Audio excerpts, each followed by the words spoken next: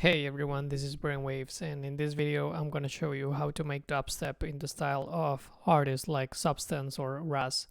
As usual, this whole project file is available on my Patreon, so make sure to check the link in the description if you want to get it. I'm gonna play the track and then we'll get started.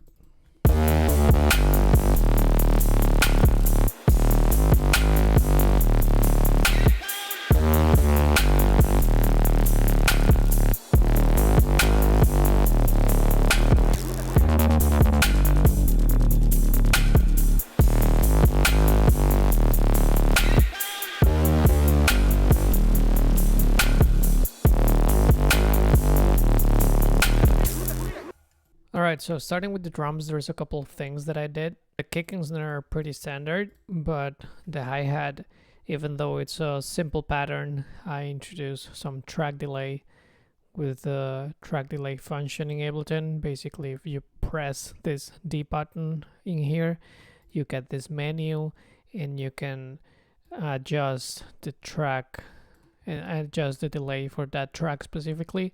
So here I'm introducing 14 milliseconds of delay into the hat. So even though you see that the hi-hat is right on the grid, it's actually been delayed 14 milliseconds to the right. So it's kind of going a little bit ahead of the grid basically, and I did that just to give it some human feeling, gives it like a nice flow as well. I did the same thing with the ride, so it's going 7 milliseconds ahead of the grid, and once again it just helps with the groove. So I'm just gonna play it, just the drums.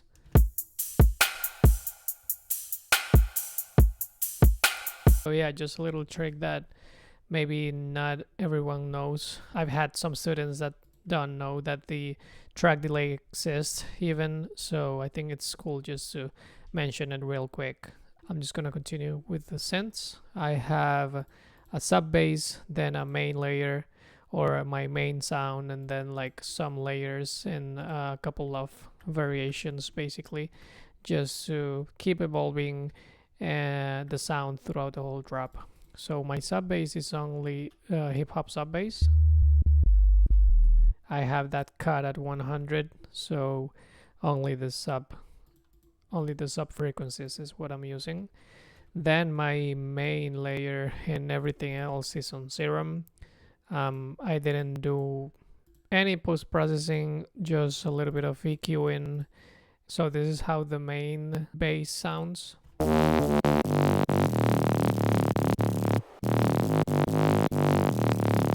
And before I continue, the whole group has a little bit of reverb automations, so reverb throws basically at the end of certain sections, like in here, just to to help with the flow. And everything is sidechain obviously, so every time the kick or the snare hits, this utility is going down, so it's just helping the drums to come through the mix. And I did a little bit of adjustments, dipping the low mids around 110 and boosting a little bit of the 3000 area. So just something to take in consideration. And yeah, now let's jump into the main bass. So if I go in Serum, what you get is two basic shapes. Both are sine waves. First sine wave has bend on it, bend plus at around 87, level around 49. The second oscillator has sync window and the level being modulated by this LFO. There is some noise generator and some filtering. So this is how it sounds. Also some distortion, OTT compression, and EQ. Let me just mute all of this and enable it one by one so you can see how that sounds.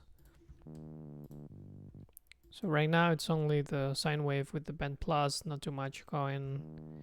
I'm just gonna enable the noise generator, just giving it some top end Now the filter, giving it some movement, the second oscillator, and in the effects is where everything starts to sound better. So tube distortion, then OTT compression, and EQing. In the post-processing, the only thing that I did was just boosting a little bit of around this area and cutting at 100 because I have my sub bass covering for those areas. So the other layers, the other two layers are just supporting this main sound. So those are variations of that one. As you can see, everything is looking pretty similar. The only thing that I changed was putting a hyper dimension at the very end, just giving it, as the name says, more dimension, more widthness. I cut at around 600 and also at the very top end. Then this second layer is just giving it more like a gritty sound. So I turn off the filter and the noise generator, and in the FX I change the order of the distortion. Now it's at the end and it's using the 0 square distortion, which is giving it that really crunchy sound that I was looking for. So the 3 sounds or 4 sounds with the sub, they sound like this.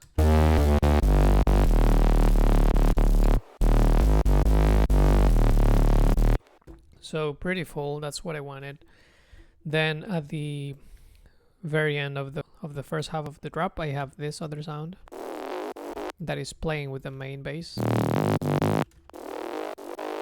And for that one, what I did was turn the unison, so 4 voices now, and that's pretty much it. Also, the EQ is at 300 being cut, and I did some stereo image adjustments. Everything below 500 is going to be mono. That's what this bass mono button does in utility, so that's pretty useful. And I did that because without it, it starts to get out of control, the stereo image. Like, that's way too wide. I don't want that, so I'll just put the bass mono once again. And that's a little bit better, so yeah. Now on the second half of the drop, it's pretty much the same. The only major difference is this wobble at the very beginning of the phrase. So I'm just gonna cover that. Once again, it's the same patch, but I'm just doing some subtle changes. For example, no filtering in here. I put this LFO motion going at 1/16th rate, and then at the very end of the FX chain I put this other filter modulating the cutoff and the drive, which is what is giving it that nice wobble sound.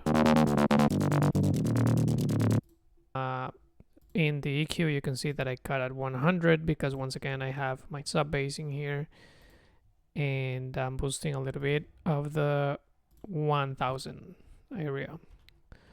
So now let's go to the fills, which I believe are very important for this type of tracks, where you know the sounds are a little bit more sub-focus and maybe not so full in the frequency spectrum. So it's good to have like other elements compensating for that, basically. Let me just play the fills alone.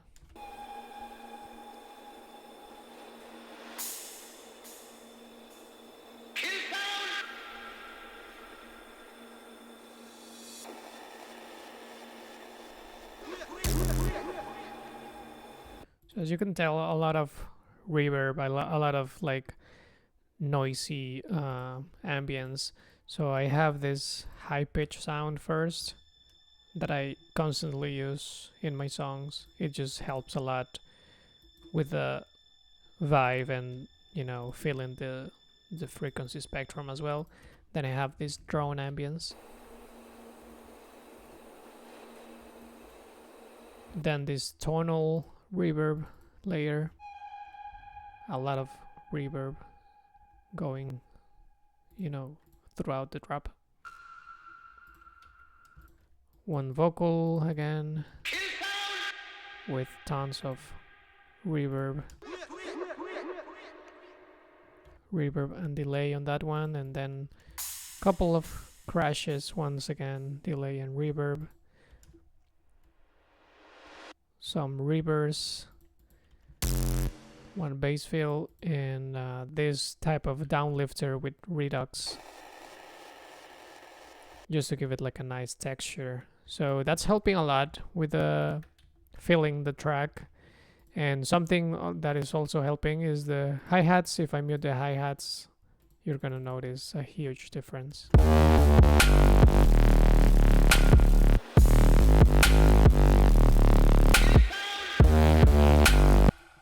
with them.